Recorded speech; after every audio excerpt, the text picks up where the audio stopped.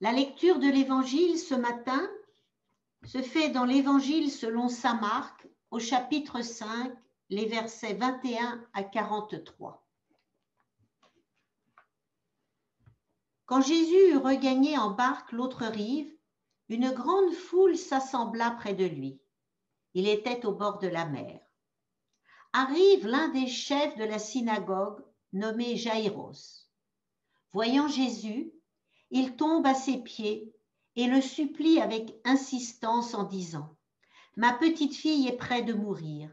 Viens lui imposer les mains pour qu'elle soit sauvée et qu'elle vive. » Jésus s'en alla avec lui. Une foule nombreuse le suivait et l'écrasait. Une femme qui souffrait d'hémorragie depuis 12 ans, elle avait beaucoup souffert du fait de nombreux médecins et avait dépensé tout ce qu'elle possédait sans aucune amélioration. Au contraire, son état avait plutôt empiré.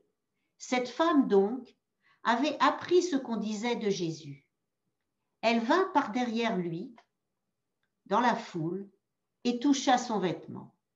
Elle se disait : « Si j'arrive à toucher au moins ses vêtements, je serai sauvée. » À l'instant, sa perte de sang s'arrêta et elle ressentit en son corps qu'elle était guérie de son mal.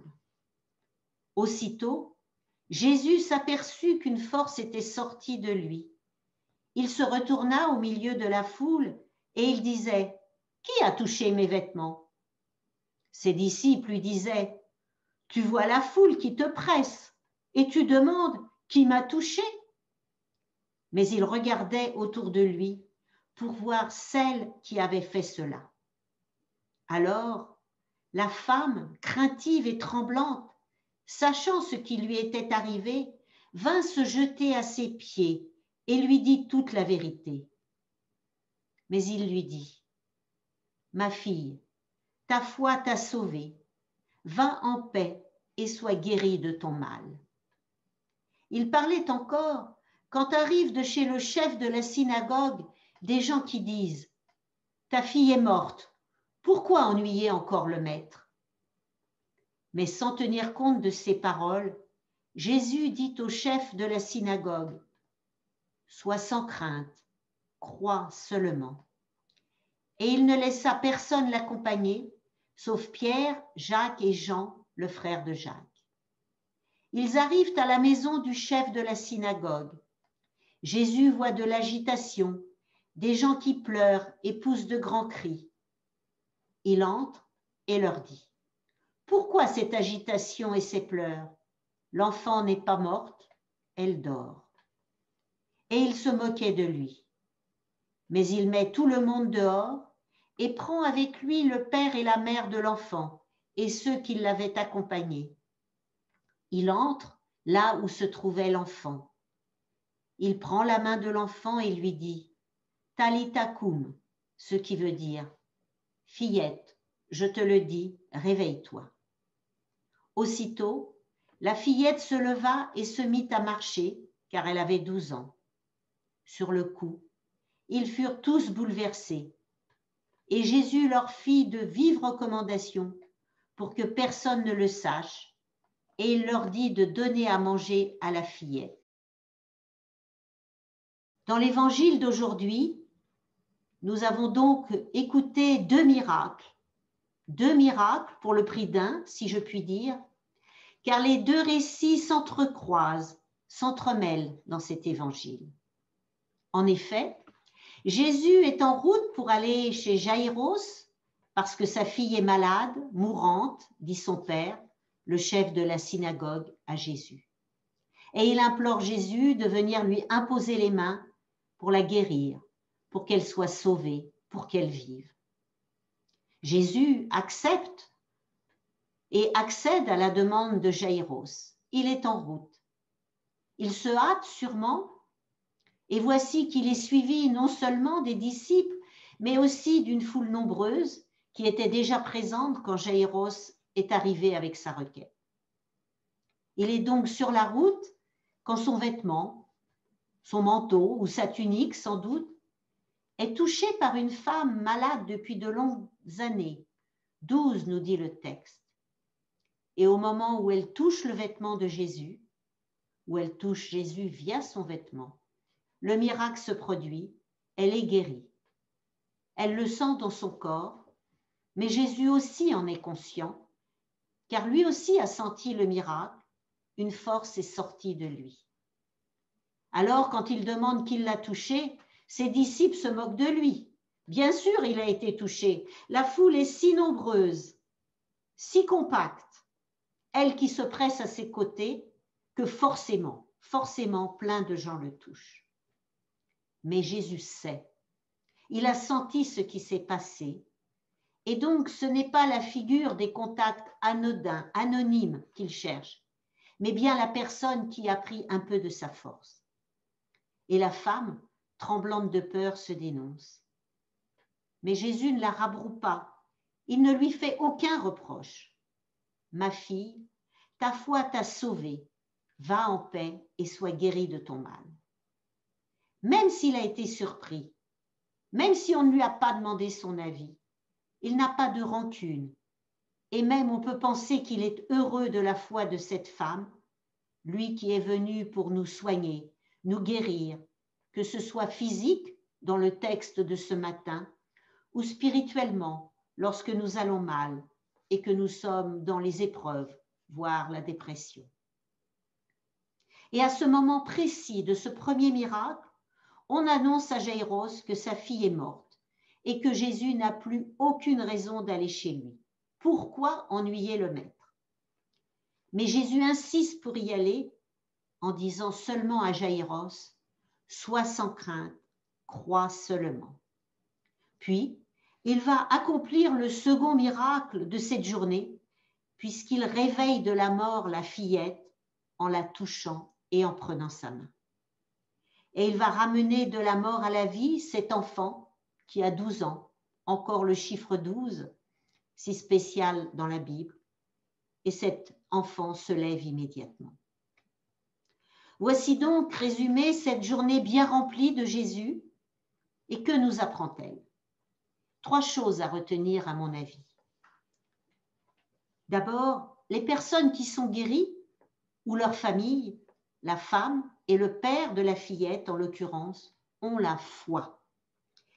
Ces personnes ont cru, contre toute attente sensée, tout raisonnement logique, que Jésus pouvait changer leur vie, changer le cours des choses, leur rendre leur vie. La vie. Oui, leur rendre la vie, cela de manière littérale pour la fille de Jaïros qui était morte, mais aussi pour cette femme atteinte d'hémorragie, et cela n'était pas anodin à l'époque de Jésus. En effet, selon les croyances et les coutumes de l'époque, cette femme, à cause de ses pertes de sang, était considérée comme impure. Nul ne devait la toucher. Elle était donc exclue de la société, morte pour celle-ci, puisqu'elle n'y avait plus sa place. Cette femme, sans doute, ne devait même pas avoir le droit d'entrer dans la synagogue, celle dont Jaïros, précisément, est l'un des chefs. C'est donc bien la vie que Jésus lui rend par son miracle involontaire, puisqu'elle va pouvoir se redresser, se relever pour redevenir une personne à part entière. Ces personnes retrouvent la vie parce qu'elles ont cru en la puissance de guérison de Jésus. La femme, pour qui toucher seulement le vêtement de Jésus devait suffire au miracle, sans même avoir à l'implorer. Et la fillette, à l'agonie puis morte, parce que son père a eu foi en Jésus. Les deux ont d'ailleurs la même expression dans le texte. « Viens lui imposer les mains pour qu'elle soit sauvée », dit Jaïros, tandis que la femme se dit intérieurement « Si j'arrive à toucher au moins ses vêtements, je serai sauvée. » C'est donc un acte de foi total, un acte de confiance totale envers Jésus qui apporte la guérison. Deuxième réflexion, il y a la nécessité d'un contact, d'une relation avec Jésus pour que le miracle ait lieu. Ici, nous voyons des contacts physiques et verbaux à la fois. La femme doit toucher Jésus ou son vêtement pour être guérie, tout comme Jésus doit prendre la main de la fillette pour la ramener à la vie. Et cela est souvent le cas dans les miracles, même si le contact peut être simplement oral, avec une supplication du malade ou de ses proches. D'ailleurs, pour la femme, même si elle est guérie par le toucher du vêtement, cela ne s'arrête pas là. Elle, qui espérait rester anonyme, qui espérait que personne ne se rende compte de son espoir secret en touchant Jésus, eh bien, pour elle, tout bascule quand Jésus se retourne pour demander qui l'a touché. Elle est donc obligée de se dévoiler en tremblant pour répondre à la question de Jésus. Et donc, en plus du contact physique, il y a cet échange verbal entre Jésus et cette femme. Quant à Jaïros, pas de chance. Jésus perd du temps à cause de cette femme et sa fille meurt avant que Jésus ne puisse arriver. Et cependant ici, l'ordre du contact est inversé. Jésus lui dit d'avoir confiance. Et puis seulement après, il se rend physiquement chez lui. Jésus a donc besoin de se rendre chez Jaïros pour ramener la fillette à la vie. Il aurait certainement pu le faire à distance, mais cela n'aurait pas eu la même valeur. Il va s'enfermer avec les parents de la fillette et quelques apôtres choisis pour prendre la main de l'enfant et la ramener, à la vie. Dans ces deux exemples, il est donc indispensable d'avoir un échange verbal et ou physique avec Jésus pour que le miracle ait lieu. Enfin, notons comme troisième réflexion le besoin qu'a Jésus de se pencher vers celui ou celle qui souffre. Jésus ne reste pas sourd à Jaïros, même s'il fait partie des élites qui souvent le combattent. Non, il se met en marche immédiatement pour l'aider, tout comme il ne se met pas en colère contre la femme qui lui a pris un peu de sa force, sans lui demander sa guérison, sans lui demander sa permission. Cette femme qui l'a pris un peu en traître, si je puis m'exprimer ainsi. Et ces deux exemples nous montrent une fois encore la compassion que Jésus a envers les malheurs des hommes et des femmes, même les plus impurs, comme cette femme souffrant de perte de sang, ou les lépreux qu'il guérit dans d'autres miracles. Il ne se préoccupe pas non plus du rang social de ces deux êtres, il les voit seulement au prisme de leurs souffrances respectives, sans hiérarchie, puisque le miracle pour la femme s'accomplit avant l'autre miracle, malgré l'urgence relative du premier par rapport au second.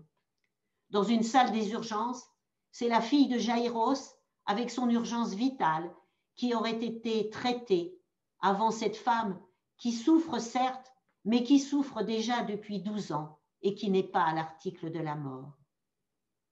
Compassion donc de Jésus envers les malheureux, les défavorisés, les blessés de la vie, sans mettre l'un avant l'autre par une quelconque hiérarchie. Alors, quels sont les enseignements que nous pouvons tirer de ce texte? Tout d'abord, la nécessité de croire en Jésus, d'avoir foi en lui et en les miracles, petits et grands, qu'il peut réaliser pour changer précisément le cours de notre vie. De quoi sommes-nous malades? Nos demandes à Jésus ne sont pas forcément une guérison physique, même si chacun et chacune peut être amené à demander cela dans sa vie, pour lui-même, pour un proche, un ami. Mais nous pouvons aussi avoir besoin de guérison spirituelle quand nous sommes découragés, quand la vie ne nous donne pas ce que nous avons espéré et que nous ne comprenons pas ce qui nous arrive et pourquoi cela nous arrive. Notre plus grande maladie, et moi la première, j'en suis atteinte, est sans doute la peur de ce qui nous attend et aussi le manque de confiance dans le Christ. Le Christ dont pourtant Paul parle dans l'épître de ce matin, quand il dit « Vous connaissez en effet la générosité de notre Seigneur Jésus-Christ ». Et c'est cela que nous pouvons demander à Jésus, de nous guérir de nos peurs, peur des échecs, peur de ce qui peut arriver dans nos relations avec les autres, peur de vieillir, de se dégrader ou de souffrir.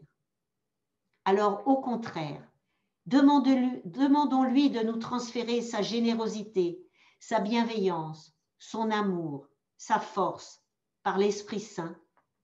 Lui, qui de riche comme fils de Dieu s'est fait pauvre pour être à notre niveau, pour que nous aussi, nous devenions riches de sa pauvreté. Deuxième enseignement, nécessité de croire en Jésus, mais aussi nécessité de toucher Jésus d'une manière ou d'une autre. Bien sûr, pas de possibilité de le toucher matériellement, ni même de lui parler verbalement de face à face, mais nous pouvons le toucher par notre prière.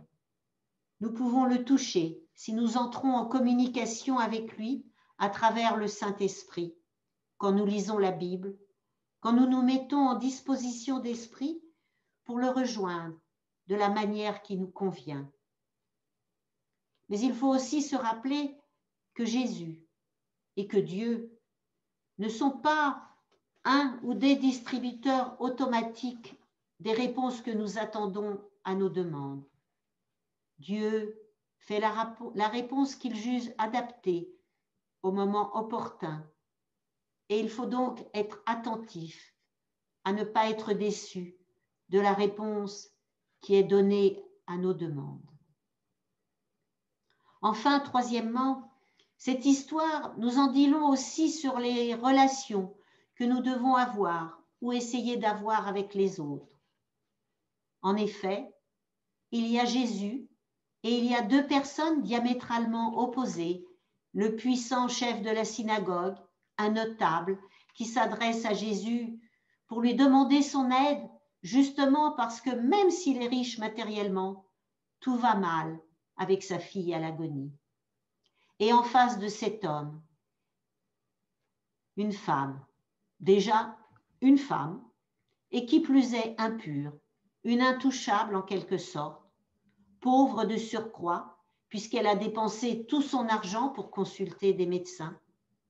Une femme qui n'ose même pas s'adresser au maître pour demander son aide et qui s'approche subrepticement, en cachette, pour toucher juste son vêtement du bout des doigts. On voit que Jésus ne traite pas différemment ces deux personnes. Il est même affectueux avec la femme, puisqu'il lui dit « Ma fille, ta foi t'a sauvée ». Et de même, il adresse des paroles de réconfort à Jaïros au moment où ses proches lui annoncent que tout est fini. « Sois sans crainte, crois seulement ». Beaucoup d'empathie donc de la part de Jésus. Et Jésus, soyons-en persuadés, a aussi cette empathie pour nous-mêmes, même s'il ne peut pas la verbaliser. Il écoute nos demandes, il répond à chacun et chacune, sans hiérarchie, riche ou pauvre, blanc, noir ou jaune, jeune ou moins jeune, personne au début de son parcours spirituel avec lui, ou bien avancé dans sa relation avec Jésus. Et c'est bien cela qui nous est demandé, de l'empathie pour les personnes que nous côtoyons, des personnes que nous ne choisissons pas toujours dans notre vie professionnelle par exemple, tout comme nous ne choisissons pas les paroissiens qui fréquentent la même église que nous. Tous ceux que nous n'aurions pas forcément rencontrés dans d'autres circonstances et qui ne sont ni de notre cercle amical, ni de notre cercle familial. Avoir de l'empathie pour ceux qui deviennent ainsi nos proches, nos prochains, d'une manière ou d'une autre, les traiter à égalité, avec amour, amitié, tendresse, voici aussi l'enseignement de ce matin. Ne pas regarder la position sociale ou matérielle de la personne qui est en face de nous, mais la considérer comme un prochain une prochaine à aimer comme nous-mêmes. Avoir une conduite juste, c'est aussi ce que dit Ézéchiel. Et avoir de la générosité pour les autres, c'est aussi le message de Paul. Ainsi, nous répondons et nous répondrons aux souhaits de Jésus. Amen.